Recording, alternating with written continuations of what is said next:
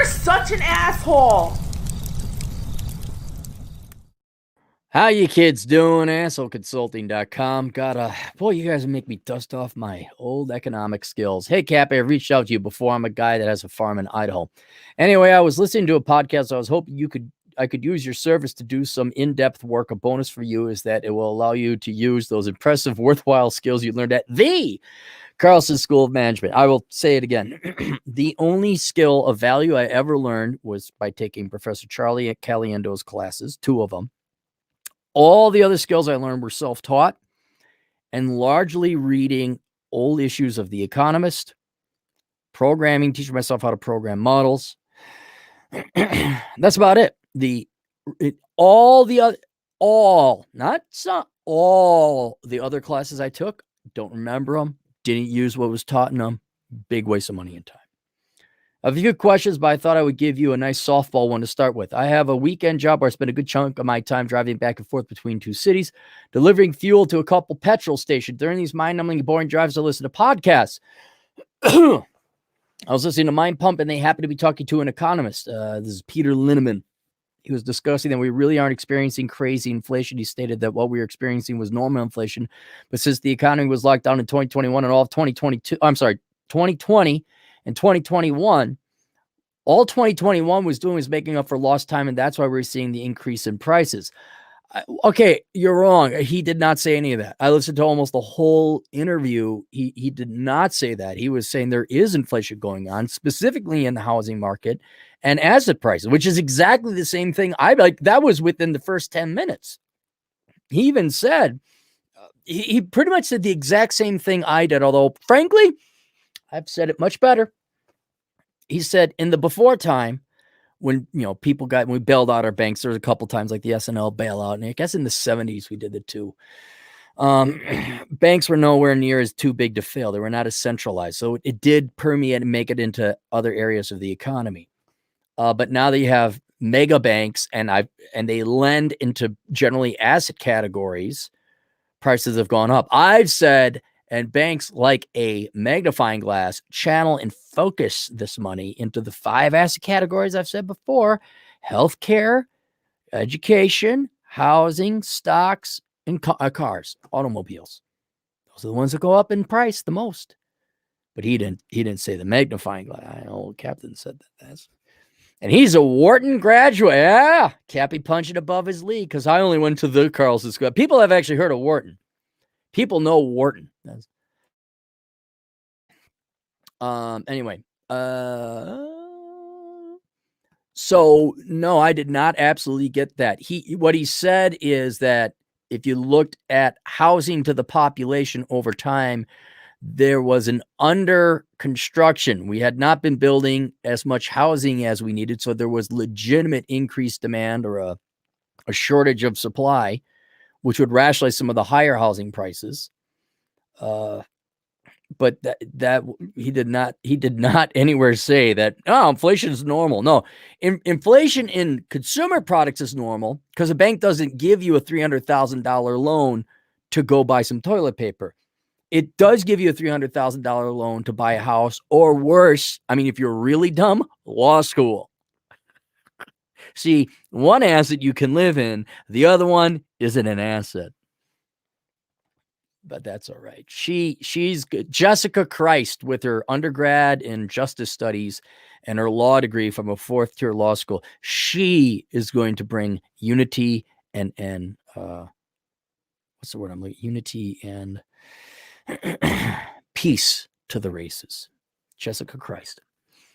I was skeptical, but I majored in afternoon classes and graduate degrees in history, English, lit, and philosophy before cranky Cappy becomes angry Cappy. I know liberal arts, blah, blah, blah. I'm 6 years older than you. College wasn't stupid expensive. I paid as I'm like, okay, you don't have to sell. You're fine. You majored in dumb crap. So I searched my friends, and the only one that I have in my sphere that could answer this query is someone that went to business school and makes videos on YouTube. I know we aren't friends, but give it time. So I reached out to him to see if, you're talking about me, to see if he would use his impressive skills he learned in statistics, probability, and how to succeed in business without trying courses and do a deep dive into the idea that we aren't experiencing inflation. I'm a jaded conservative and find that when one set of experts start touting government propaganda, Rich. Who likes Rich? Nobody likes Rich. It's like Raymond. No, wait, everybody loves Raymond. Rich is the opposite. Rich was Raymond's brother, Brett Garrett's character. All right. There is inflation. I don't. You should probably listen to the podcast again because I presume Dr. Linneman says so. And the inflation we don't see in the CPI because the government or Bureau of Economic Analysis conveniently doesn't include housing and student loan tuition, all that. Even though if you were to look at a personal budget for the average person of 2021, those two things right there are the largest. And then you throw in cars, which I think cars are included in CPI. Don't quote me on that. That might have bumped up a little bit.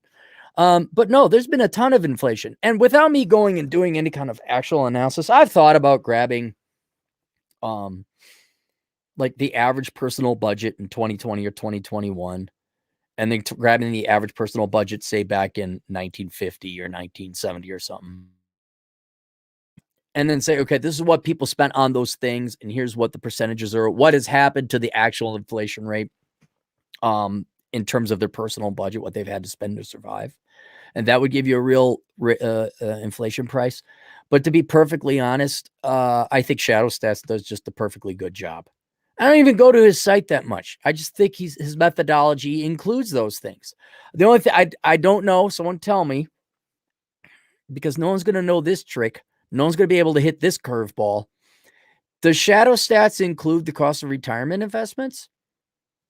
What do you mean, Cappy? Like, do you include the stock market? Well, yeah, the stock market goes up and prices going up. Yeah, but did you adjust for the earnings or the dividends? Like, you'd have to adjust for the real price of the stock market because stocks always get split and cut, right? So the price is always, and it doesn't tell you what you're really buying, like the value of the stock. But because companies cut their stock price, they split their stock price. All right. So millennials and young people are like, well, I could at least afford stocks. Like, yeah, you're buying a fraction of a share that the boomers picked up long ago and is split 5 times, and you're getting this much in earnings or dividends. So that is the real price you're paying. So I would even say not only is housing priced out of millennials range, I would say investments are too. Although the argument now for no one really invests anymore, you just hedge against inflation, that argument as well. But Gen Zers, they're priced out of tuition, they're priced out of housing, and they're also priced out of retirement. Same. Oh, those 3 things, and then cars. That's those 4 things right there. Well, what do you got? You got nothing. There's nothing left in your. This is why I'm like, yeah, go ahead, make it. If I was president, I'd be like $15 an hour. Let's do it now. You know why? Because the market rate is higher than that now. That's not going to do anything. The Republicans are smart. They say, yeah, we're doing $15 an hour minimum wage. Because the market rate is probably like, 17, 18. But here, soaring home prices, I just searched prices. August 31st, so what, 2 months ago? Soaring home prices shattered another record in June, S&P Case-Shiller says. Home prices rose 18.7% annually in June, up 18.16. Prices are now 41% higher than the peak during the boom in 2006. Up from so it went up like 2 percentage points. So in August, it's already up 20% basically. So that'd almost be like a 30% increase in prices. Did the housing actually, did we improve the material quality? Do we build houses at 30% bigger? No, we just printed off 30% more money. There's your inflation. Hang on, you want me to look up tuition costs? Let's look at tuition inflation. 2020. Let's see what tuition did in 2020. Oh, inflation. Oh, only 1.9%. Oh, you know why? Because of the disease. The disease. That's right. Okay, I take that back. Let's look at auto prices.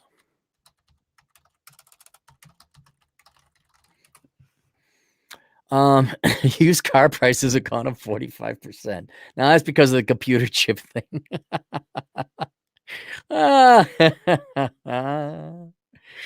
Oh, here's car price history from 1935.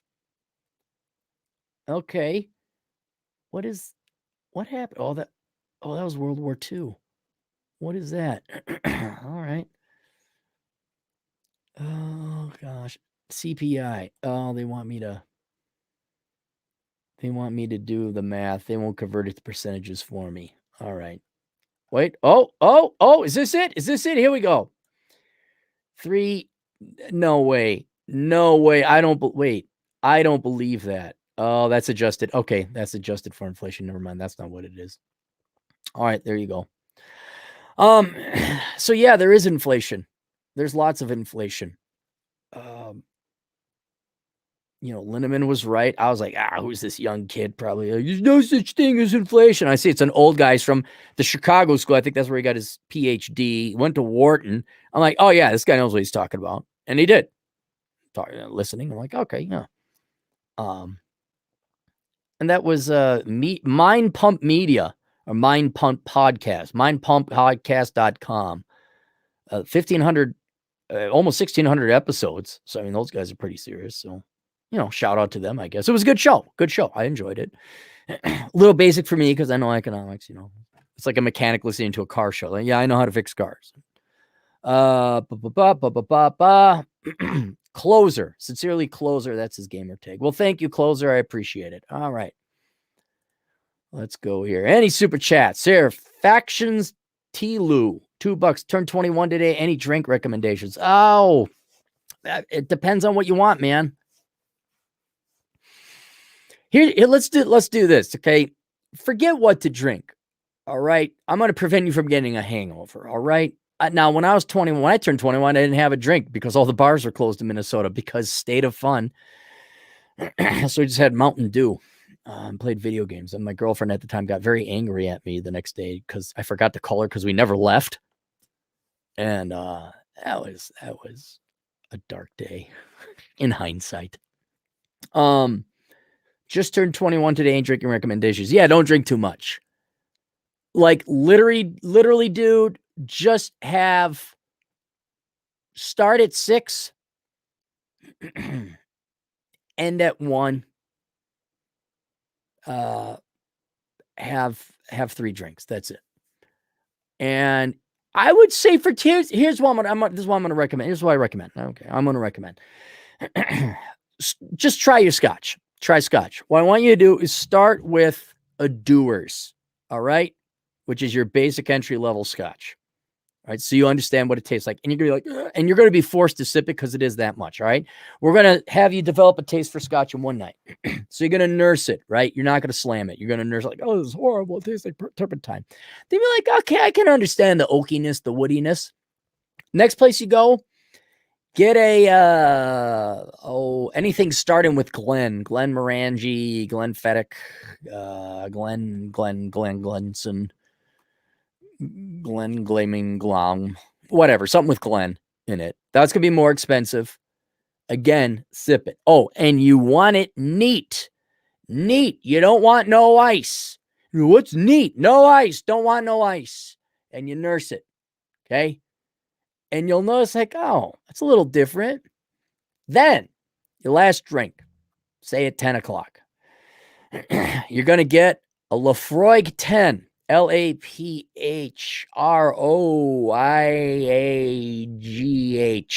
I think. Lafroig. All right. Lafroig 10. That's going to be pricey. No ice.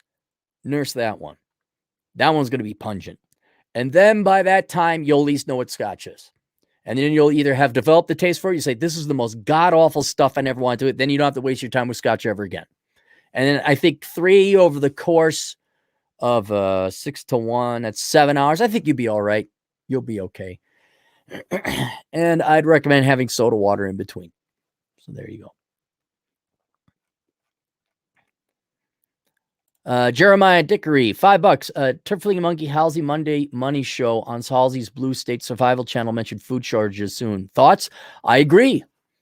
I just got a year's supply of food. In addition to the year's supply of food I already had for myself. What, you think all these liberal arts graduates we've graduated the past 2.5 generations, you think they know how to do anything? You think they know how to make stuff? I mean, and think about, forget making the food. How about making the machines that make the food? We don't have enough people like in the rubber gasket factory. We don't have enough people in the rubber plant to take the rubber trees to make the rubber. We don't have enough people in that to make the things, to make the stuff, to make the combine that's going to go get the corn. And then we don't have enough people like Alex, our Latino truck driving agent in the field, to go deliver the corn to the ethanol plant to throw it into the gas. Because if you're in Britain, they don't have enough drivers to do that.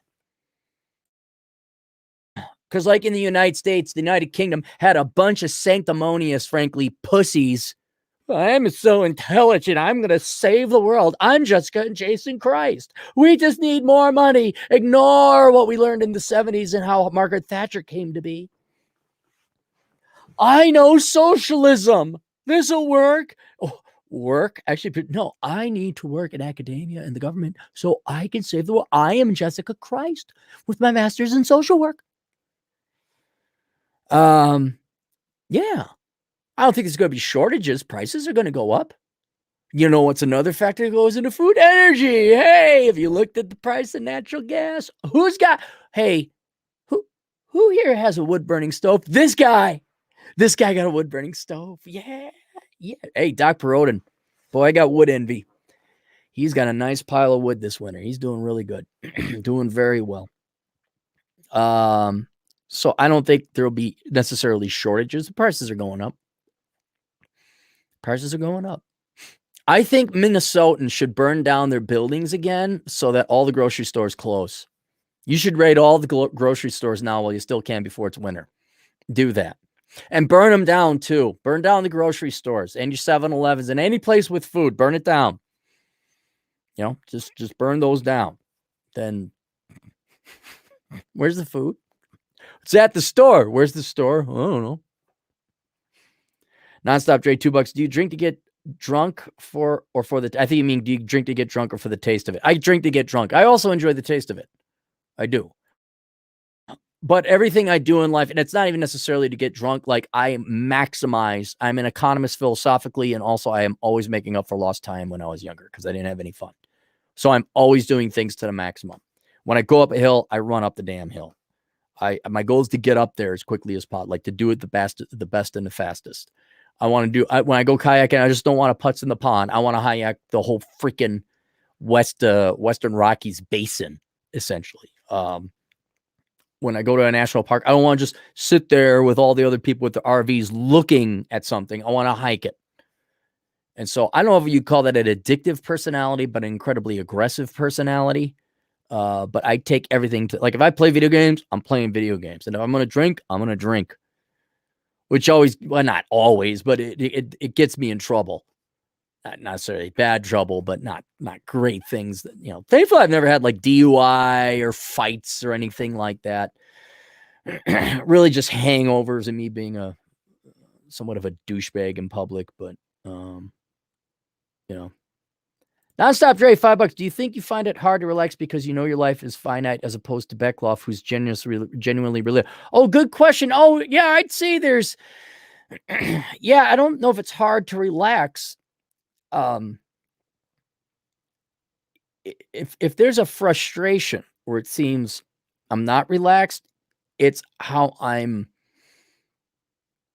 painfully frustrated with humans who do not go and live life. Because I've always said humans are the most important thing in life, and therefore it's the number one thing that's going to determine your quality in life. And I'd be furiously angry at everyone's lackadaisicalness, their complete and utter indifference about their finiteness.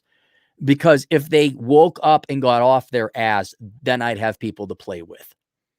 I'd have buddies to go hike with and do things and adventure around. Most people, religious or not, secular or not, they will sit on their ass and let the time tick by. Which, I mean, really, I'm thinking about writing a post like, why are most of you even alive? I'm not saying it'd be an argument for suicide, but like, honestly, you guys don't do anything with you. You might as well be dead. Why are you here? What are you doing? Hell, people got kids. They don't even spend time with the damn kids. Like that's a mind F on me. Like you have your own flesh and blood in front of you, but you're going to outsource it to a nanny and daycare and teachers. Whoa. Oh, huh? And then you get depressed. So that's not why I'm angry or I don't seem relaxed. I'm frustrated and angry because nobody wants to go and live and avail themselves of life. Then, yes, also it is more difficult to relax because I got a timeline. I got a not a budget. What's the word I'm looking for? I got an appointment with death. I got an appointment with the abyss, and there's nothing after that. I got an appointment where I cease to exist. And that lights a fire under me. And thank God it does. So I go but that adds a little bit of added stress. I have an obligation to make every day count, which is why I carry that quote of Jordan Peterson in my wallet all the time. If ever I start feeling a little bit sad and depressed, like, oh, poor Cappy, I read that like, okay, you MRFer, stop feeling sorry for yourself and get off your ass and go do something. So there is that added obligation. I wouldn't even say pressure, although pressure, I guess, is another way. Beckloff, yeah, I think he gets to sleep calmly and soundly at night. He doesn't worry about going into the abyss. He gets to see his dogs, and you can just tune into his podcast. I tune into it because I enjoy hearing a happy man. I enjoy hearing a man who, like, his faith in God carries him. And it's not just, he believes in God, so he's chill and relaxed. He believes in God, but he's also an intellectual. It's not like he's a robot. He has achieved a contentment and peace within himself, regardless of the religion, that I envy. Well, I'm like, dang, look at how he's just happy. Not yet that, but he's content.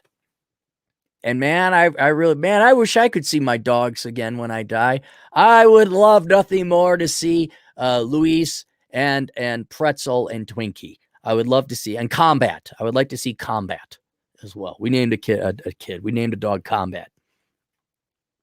You named your dog Combat? Yeah. But yeah, that's I yes and no. Yes and no. All right. That's it. I think we answered. All right. Questions, answers. AssholeConsulting.com. See you guys later. Toodles.